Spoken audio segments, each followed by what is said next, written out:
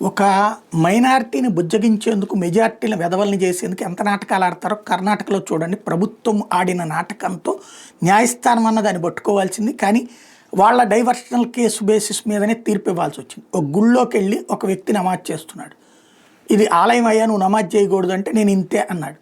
Police case పెట్టారు. పోలీసులు అంటే అక్కడ హిందువులందరూ పోగై గొడవ చేసేటప్పటికి కేసు పెట్టారు. కేసు ఏమైనా పెట్టాలి?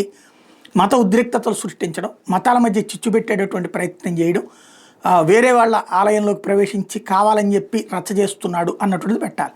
అలా కాకుండా మత మార్పిడి కోసం ప్రయత్నిస్తున్నాడు అన్న కేసు పెట్టారు. ఆ కేసుని కోర్టు కొట్టేసింది. హైకోర్టు, కర్ణాటక హైకోర్టు కొట్టేసింది. ఇట్లా గుళ్ళోకి వెళ్ళి నమాజ్ చేసినంత మాత్రం మత మార్పిళ్ళు జరగవు అన్నటువంటి కేసు అసలు పెట్టాల్సింది మత ఘర్షణలు. ఈవెన్ ఈ తీర్పు ఇచ్చేటప్పుడైనా అసలు గుళ్ళోకి వెళ్ళి నువ్వు ఎట్లా నమాజ్ చేస్తావా? మసీదులోకి వచ్చి వాళ్ళు కనుక దేవుడు పట్టాలు పెట్టుకుని పూజ చేస్తే నువ్వు ఒప్పుకుంటావా? ఒప్పుకోవు కదా. ఎవరు మతాచారాలు వాళ్ళది కదా అని అడగాలి కదా. కోర్టుకి సంబంధం లేదు అది. ఎందుకని? తన ఎదుట ఉన్నటువంటి కేసు ప్రకారమే చూస్తుంది అది. కానీ ముఖ్యమైన అంశాల్లో రాజ్యాంగ కోర్టులు ఇన్వాల్వ్ కావాలి, లేకపోతే ఇక్కడ ఉన్నటువంటి ఇష్యూ డైవర్ట్ అయిపోతుంది. ఇప్పుడు ఇష్యూ డైవర్ట్ చేశారనమాట.